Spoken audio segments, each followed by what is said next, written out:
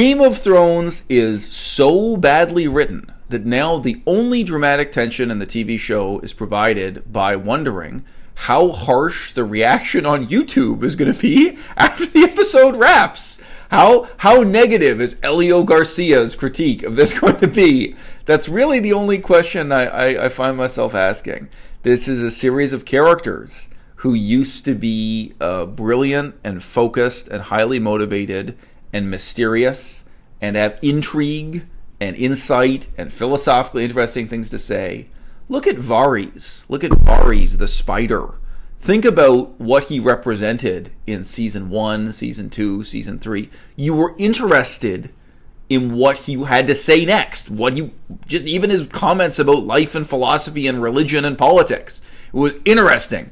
You're interested about what he was concealing. There was intrigue. There was mystery. You wondered, what the hell is Varys doing now? He's a guy standing around on a soundstage with nothing to do, no particular motivation, no mystery, no intrigue. I don't care. I don't care what Varys is going to do. They might as well have written him out of the show. At this point, I can say that about the entire cast. I think a lot of people, you felt that already last season with Littlefinger. You know, this great schemer, this great character. It's like, oh, he just ran out of things to scheme. They just ran out of plot. It's almost as if a bunch of really bad writers had been handed a really great series of books, and after a few years of adapting the books, they just ran out of books. That's what it seems like. Then all of a sudden, these brilliant, fascinating, interesting characters, whether you look at Varys or Littlefinger or even Tyrion himself. Tyrion's just got nothing to say. We get one scene after the other. I have to shout out my girlfriend Melissa for this observation. How many scenes can end with the stage instruction, walks off stage stoically, walks off stage in stoic silence? And it doesn't matter. It doesn't matter if the scene is one of seduction and romance, or one of comedy, or one of like death threats. Just walk off stoically. Guys, think about in seasons 1 through 3 when major characters arrived somewhere. I know, stick with me. It's not much. When Ned Stark arrives in King's Landing, the capital city, you have the carefully construed sense of a complex feudal society with complex relations. He's received. There is a court. You have the sense of courtly life of a complex society. There are festivals. There are feasts. Yeah, but that's not all there is to it. Both in the books and in the show, when Catelyn arrives at the Inn on the Crossroads, you have the sense of a complex feudal society, and there are schemes and plots, and there's a lot going on. And now, when people arrive somewhere, the Empress of the Seven Kingdoms, the Conqueror of Meereen and the Gnome World, when she shows up at Winterfell, they're just a bunch of guys on a soundstage. They're just a bunch of characters standing there making eye contact. And of course it ends with everyone walking off stoically in silence. There is none of the sense of social or political complexity that you had there in seasons 1, 2, and 3. Now look, my interest is more in that social realism and political complexity. Not everyone's is. For some people really do read the books as romance, and then want to feel that romantic tension or romantic complexity. Like there was a time when Sansa Stark was kind of sort of in love with Sandor Clegane. We don't get any of that here either. So if that was what you cared about in the books, is that kind of romantic component, that's also been drowned like an unwanted kitten here. There are other major themes in the books get more and more important, and in the TV show have just disappeared. Yeah. Remember the religion of R'hllor? Remember that was a big deal when that really mattered? Remember when the religion of the old gods was like way more important than just a decorative element in the background? Those trees and what they represent? It's gone. There's both no political narrative or meaning anymore. There's also no religious or philosophical meaning anymore. It would be like, if in Star Wars, as the Star Wars movies progressed, this whole thing about the Force and the dark side of the Force, it just kind of disappeared. like what, wait a minute, there were these big questions about the gods and magic and the meaning of life and magic returning to the world. There was no magic before and there is now, and the legends about the past, we don't know if they're true or false. Were they meant to be figurative or symbolic or literally true? There were all these questions, in the books and in the show that were set up, and then it just all fades away. Just nobody really cares anymore about R'hllor or, the old gods or the religion of the Seven. Yeah, remember when that was a big deal? Remember when, the question of burning down the Sept and Cersei destroying... Did that have any plot consequences for anyone? No? The religion of the Seven and the faith healing of Sandor Clegane and, remember the religion of the Seven? It had, the largest army in the Seven Kingdoms because it organized the poor. The poor were begging for bread and dying of famine, so they all got organized and radicalized, became part of this huge religious movement. What happened to that? That just petered out. That just disappeared. The same way that, the armies of his name is Silverino, so the follower of R'hllor, anyway, sorry, his name's Stannis. The armies of Stannis. Stannis has, the greatest army in the history of the world. He was up there in the north at the wall. They just faded out, just disappeared. And so did Ramsay Bolton's army. Ramsay Bolton's army beat that army. Then it's just gone. It's just, don't worry about it. It's, one army after the other dissolves. So, there were a lot of things here that if you drew them on a chalkboard might seem interesting. Even if we were starting from blank, even if we accept, okay, this is like a Star Wars universe, but then everything that made Star Wars interesting in the first film has just gradually disappeared from the universe. Okay, but nevertheless, so you've got people speaking different languages from different cultures, all living together in tents in the middle of the frozen tundra. That could be kind of interesting. A good writer could say, oh wow, we have the Dothraki. And there was so much work put in back in season 1 to making the Dothraki kind of interesting, right? In the books, there's even more. So many pages given to trying to make the reader interested in the Dothraki. So when the Dothraki come back, there must be something interesting about that, right? Having the Dothraki living in the same tents with people from the far north, having people from the south, having, again, they're a totally different culture. The army of eunuchs, from Meereen and so on. Okay, so all these people from all over the world are for the first time ever living in one place at one time, and they don't even really know why they're there. And they've never even heard of the Great Ice Wall. They don't. This is all. So what's going on with that? That's it. Wow, you come from the desert. You've never seen snow before, and then they're telling you there's this giant wall made out of ice, and there were zombies marching through it. Okay, that might be an interesting story to tell. Even if it's just literally the peasant's eye perspective of those people living together in a camp. What if also it's the contrast between, hey, you guys with the religion of the Seven, your religion is largely made up of abstract, philosophical, symbolic gods, mother, maiden, crone, the stranger. Yeah. But guess what? There are some other religions in this storyline that are literally true. And that they actually have cause and effect magical powers. Guess what? The trees, they're not an allegory. These magical trees, they actually have magic, they actually matter, and it's connected. We still don't know that. All this stuff was set up season 1 with, the ravens and the trees, and what's the connection between the ravens and the trees and the army of the dead. And all this was all kind of the fault of these magical elf people, right? The children of the forest. And the magical elf people are kind of working for the trees and the old gods. They kind of are the old gods. So which side are the old gods? None of that is worked out. None of it produces tension or anything interesting. What side is Bran on? Brandon Stark. What do you represent?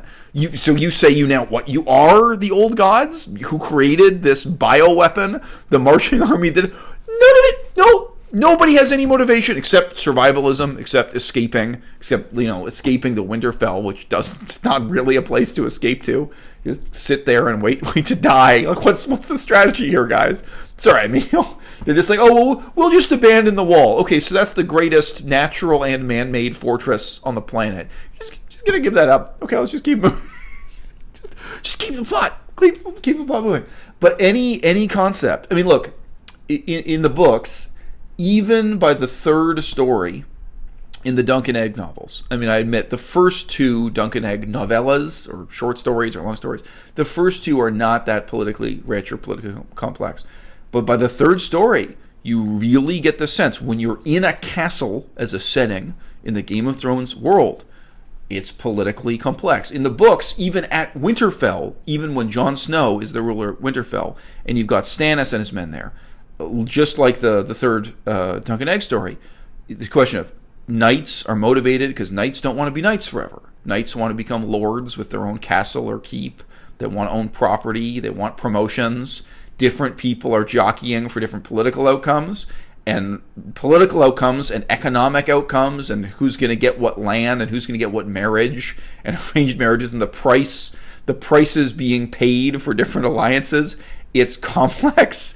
And, indeed, again, we could have some richer, meaningful sense of the relationship of the peasantry to the aristocrats here. Zero. Absolutely none. And instead, all we get is one scene after another that's incredibly dimly lit, to my mind, incredibly aimless, and incredibly poorly written. I mean, for me, from start to finish, it just feels like you're looking at a bunch of placeholders. Like, yeah, there could have been some good writing here.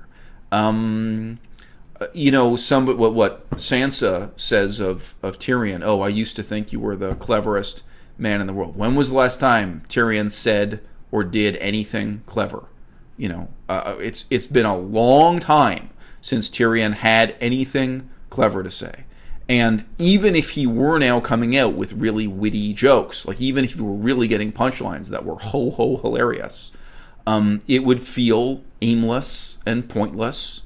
I think the only character who has any motivation anymore is Cersei Lannister, who's unbelievably badly written. I mean, it's without even doing a book to show comparison. Her motivations are completely different from the book. But if Cersei is out for revenge, I mean, again, this is not really the book, but if what Cersei wants is revenge against the man who killed her father, and she doesn't care if the world burns, she doesn't care if the zombies take over the planet, at least she's got a storyline, because it seems like absolutely nobody else does. So look, there was a time when... Okay, good news first. Show's going to end. And then finally, in the year 2020, being a fan of A Song of Ice and Fire can go back to being a fan of A Song of Ice and Fire. I mean, there must have been a time when fans of the Lord of the Rings books, they really kind of felt like, oh, we used to have this small, cool scene that people who were really into the books, and then the movies were a big hit, and it kind of destroys the scene, even though it's a multi-million-dollar success story, right? And then the movies fade away. And now we get to go back to being more of a literary scene, people who are really into those books. I hope and I expect something similar is going to happen with Game of Thrones, Song of Ice and Fire. The TV show is going to fade out, and I hope in 2020 or 2021 I'm going to get to go to my first conference. I'm going to write and publish my first essays. I'm serious, because for me, I'm really in it for the long haul. I really appreciate the books, primarily as a kind of political artifact. I love to write an essay. Looking at the Chinese translation in contrast to the English translation, the Chinese political interpretation, the Chinese response to the politics of the books. It'd be fascinating to write about. Love to write about it, love to make YouTube videos. I think there's a lot of really meaningful questions raised there.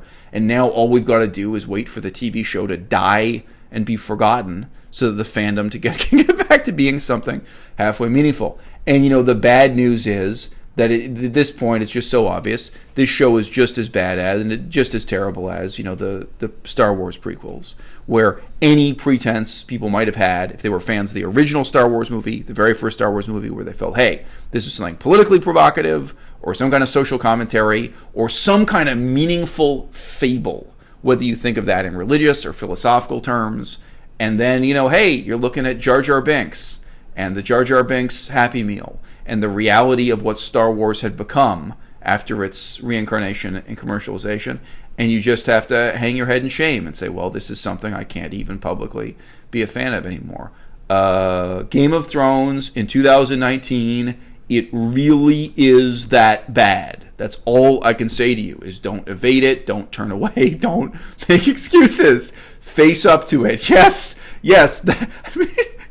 Sorry, the quality of writing is so bad. The romance between Cersei and the pirate king, the one-eyed pirate king. Have you read a worse written middle-aged romance in your life?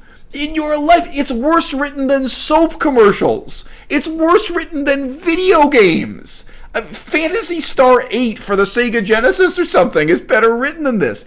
It's really that bad. And then right in the middle, what do? We cut away from the boring middle-aged people having sex, cut to brawn in a brothel, brawn in a whorehouse, gratuitous female nudity, and more terrible writing. Objectively bad writing that goes nowhere and accomplishes nothing. And then when that scene's done, cut back to Cersei. It's just a cavalcade of terrible writing. Shout out to The Dragon Demands. Shout out to Elio Garcia. Shout out to everyone else who is suffering through it. And what can I tell you? Game of Thrones, the TV show. I probably would have never heard of these books without the TV show. What is it, 8 years ago now? I mean, it's unbelievable how much time has passed. But guys, there's a lot to be learned from the study of good writing. And I've got to say, with me, there's just a point of diminishing returns. I just don't think there is that much to be said about bad writing here. There's a lot that's meaningful and worth examining and worth celebrating in the Game of Thrones books and in this TV series and in what it's become. That's all it is. This is just Jar Jar Binks in a fur cape, waiting for the zombie army to, carry them away and make them into a figurine that's sold with Happy Meals. That is it. See you next episode!